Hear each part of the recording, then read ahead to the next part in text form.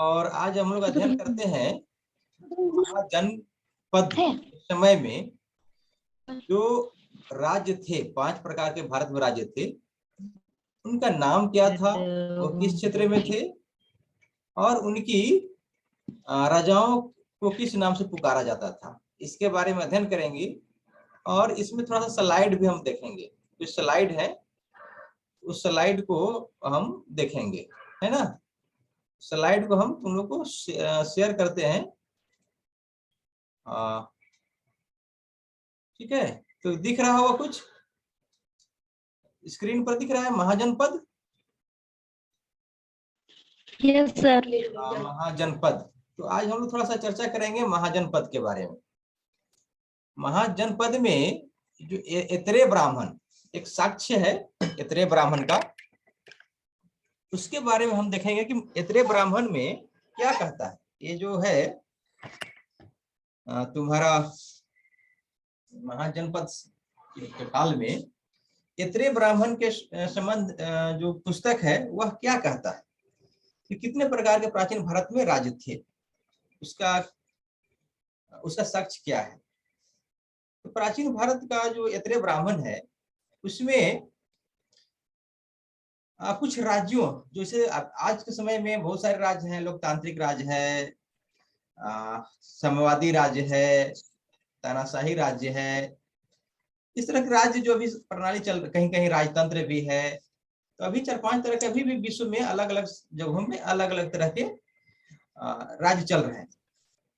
जिस तरह से अभी 4-5 तरह के राज्य चल रहे हैं पूरे भारत में या पूरे विश्व में, भारत में तो लोकतांत्रिक राज्य है, लेकिन पूरे विश्व में कई तरह के राज्य हैं। जैसे भारत में क्या है, लोकतांत्रिक राज्य है ना। ब्रिटेन में राजतंत्र, राजशाही है। जापान में भी राजशाही है। चीन में क्या है, कम्युनिस्ट है। क्यूबा में कम्युनिस्ट है। उसी तरह से अगर हम देखें तो उत्तर कोरिया में तानाशाही शासक है। तो इस तरह से विश्व के कोने कोने में, अलग अलग कोनों में अभी भी कई तरह के शासन पद्धतियां हैं पूरे विश्व में अलग अलग अभी भी।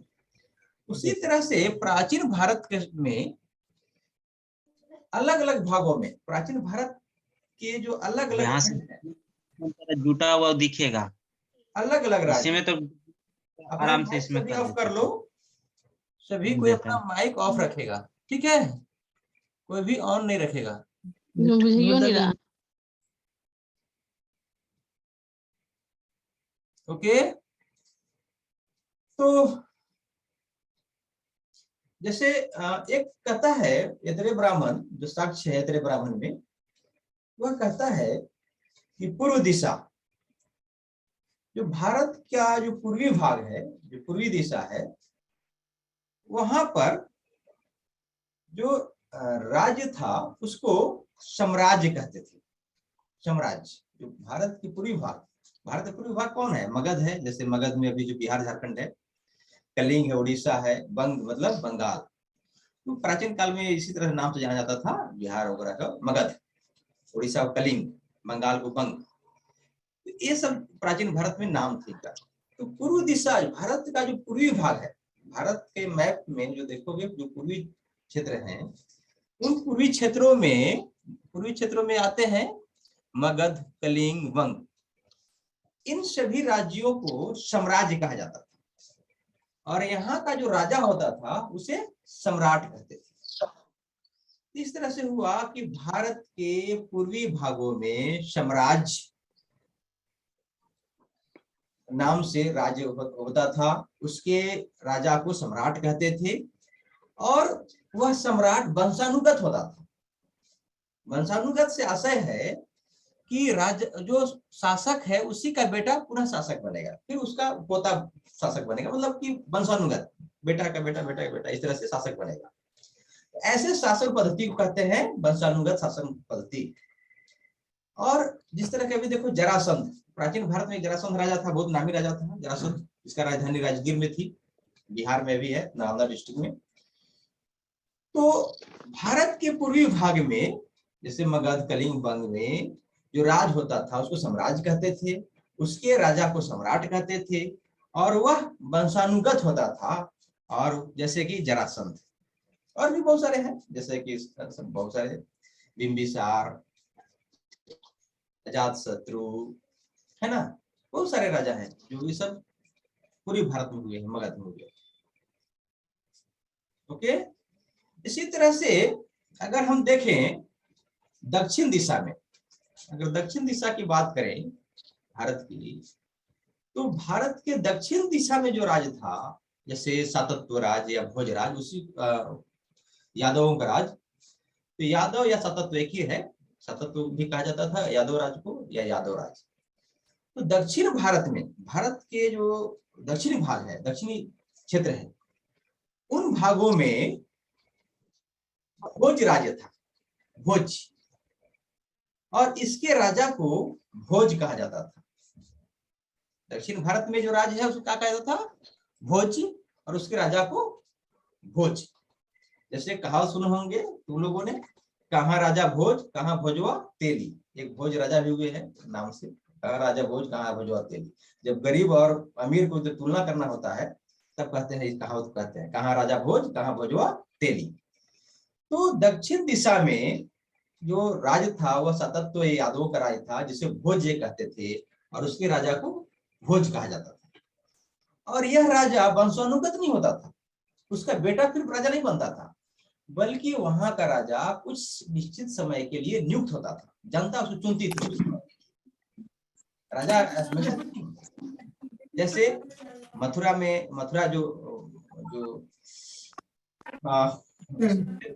मथुरा में जिसका महाजनपद है से, उसका जो मथुरा थी, वहां पर अंधक या वृष्णि, अंधक और वृष्णि जनों का बाहुल्य था, वह राज्य था। और जानते हो कि कृष्ण वृष्णि जन के थे, भगवान कृष्ण। तो भगवान कृष्ण भी जो थे वह कोई राजा नहीं थे, बल्कि इस संघ प्रमुख थे।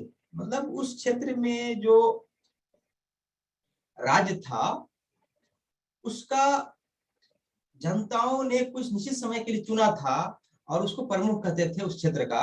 और कृष्ण भी उसी तरह से संघ प्रमुख थे, राजा नहीं थे। उन्हीं उनका बेटा भी राजा बनेगा ऐसा नहीं, वंशानुगत नहीं था, जनता जिसको चाहती थी उसको बनाती थी, और कृष्ण उसी तरह से संघ प्रमुख थे। तो इस तरह से दक्षिण भारत के दक्षिण में जो राज्य है उसको भोज कहते थे, वहां का राजा भोज कहलाता था।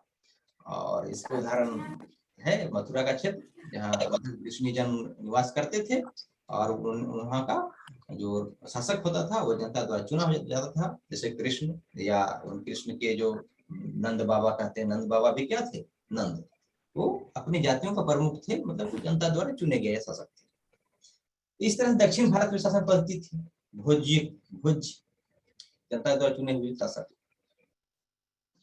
और दूसरा साइड है पश्चिम दिशा।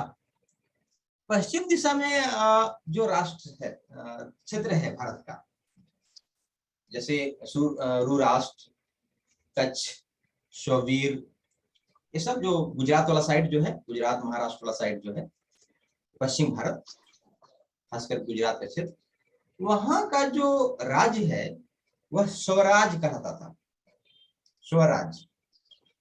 और वहां का जो राजा होता था उसको स्वराट कहते थे। पश्चिम भारत में जो क्षेत्र था, जैसे अभी खासकर गुजरात वाला क्षेत्र एरिया है, जैसे उसको रुराष्ट्र, कच्छ, सोबीर उस समय नाम में जाना जाता था प्राचीन भारत में। वहां के शासन पद्धति को, वहां के राज्य को स्वराज कहते थे, और वहां के राजा को स्वराट कहते थे।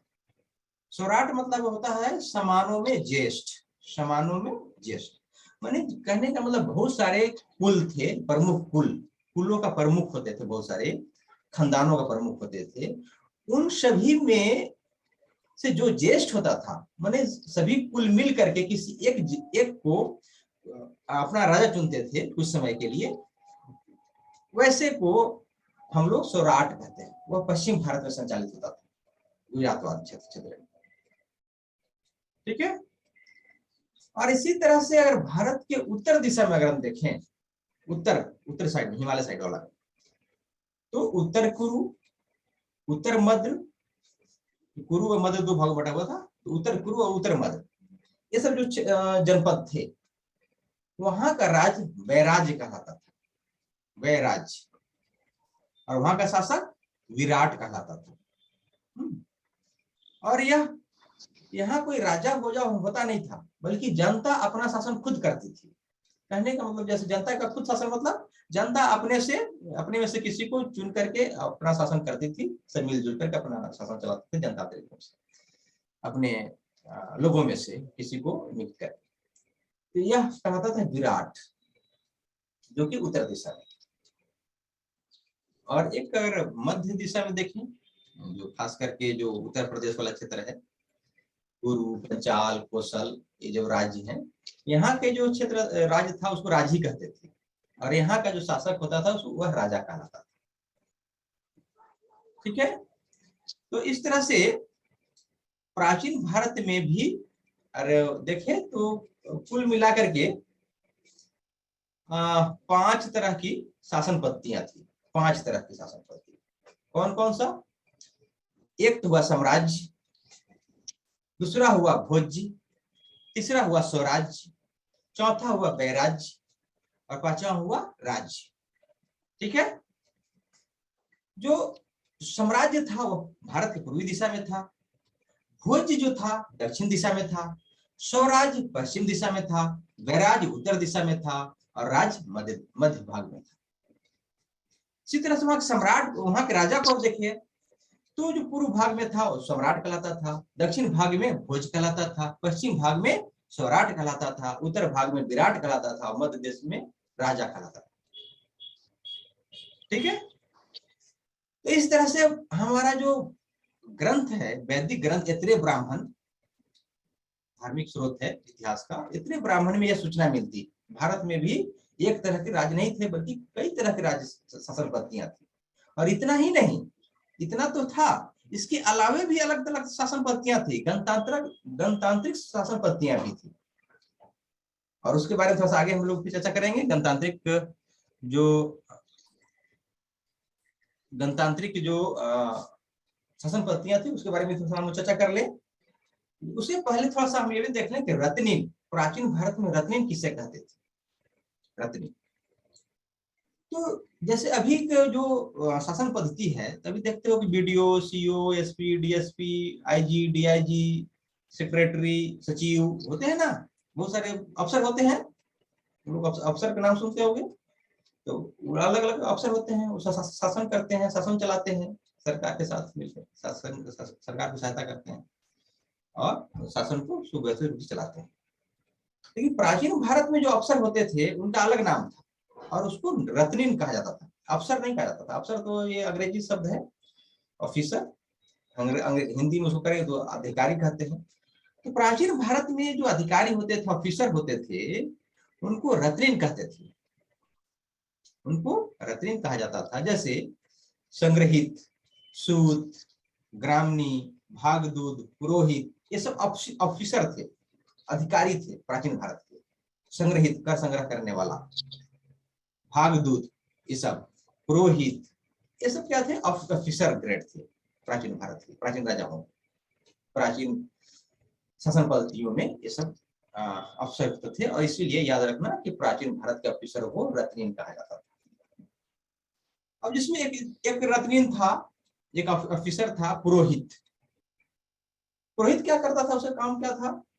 तो धार्मिक मामलों में, पूजा पाठ में, कब पूजा करना, कैसे करना है, कैसे अनुष्ठान करना है, उसके बारे में धार्मिक मामलों में जो राजा को सलाह देता था वह पुरोहित कहलाता था। ये ब्राह्मण वर्ग का होता था, धार्मिक मामलों में सलाह देने वाला। जैसे तुम जानते हो राजा दशरथ, राजा दशरथ के पुरोहित कौन थे? तुम लोगों को मालूम होगा, महर्षि वशिष्ठ। वशिष्ठ उनके राज पुरोहित थे, सलाहकार थे, धार्मिक मामलों में सलाहकार, सलाह देने वाला, राजा को सलाह देने वाला धार्मिक मामलों में पुरोहित। इसी तरह से एक ऑफिसर होता था प्राचीन भारत में, वह सेनानी। सेनानी का ऑफिसर होता था, वह होता था सेना का प्रधान। सेना का जो प्रधान होता था, सेनापति एक तरह से कहो, वह सेनानी कहलाता था प्राचीन भारत। और ये तो हुआ शासन पद्धतियां, जो अभी 5 तरह के राज्य हम लोग देखे, स्वराज्य, वैराज्य, है ना, साम्राज्य और राज्य, इस तरह के जो हम लोग अभी शासन पद्धतियां देखे। उन सभी शासन पद्धतियों में जो ऑफिसर होते थे उसके बारे में थोड़ा चर्चा किया हम लोगों ने। वो रत्नी कहलाते थे सभी में। लेकिन प्राचीन भारत में केवल ये 5 तरह के ये शासन पद्धतियां ही नहीं थी। ये जो शासन पद्धतियां थी जो साम्राज्य, भोज्य, है ना, और स्वराज्य, वैराज्य या राज्य, इस तरह की जो शासन पद्धतियां थी पांचों, उसके अलावे भी प्राचीन भारत में कुछ और शासन पद्धतियां थी, जैसे कि गणराज्य का, गणराज्य, जैसे भारत गणराज्य है उसी तरह से गणराज्य। जैसे शाक्य, शाक्य गणराज्य है, नेपाल के तराई में था, कपिलवस्तु में। इसी गणराज्य में भगवान बुद्ध का जन्म हुआ था और इसीलिए शाक्य गणराज्य काफी प्रसिद्ध है। तो शाक्य जो राज्य था, जो हिमालय की तलहटी में था, कपिलवस्तु में, हिमालय की तराई में, जहाँ के जिस राज्य में महात्मा बुद्ध का जन्म हुआ था, तो उनके पिता जो थे सुदोधन, वे राजा नहीं थे बल्कि चुने हुए राजा थे। मतलब लोगों ने उनको राजा बनाया, चुन कर बनाया था, उसको गणराज्य कहते हैं। तो वो गणराज्य था। लिच्छवी जो वैशाली में जिनकी राजधानी थी, तो लिच्छवी जो बिहार में गंगा से उस पार उत्तरी बिहार, बहुत ही काफी प्रसिद्ध गणराज्य था और महाजनपद भी था प्राचीन भारत में महत्वपूर्ण। तो लिच्छवी में भी गणराज्य था। वहां जनता अपना स्वयं चुनती थी राजा को।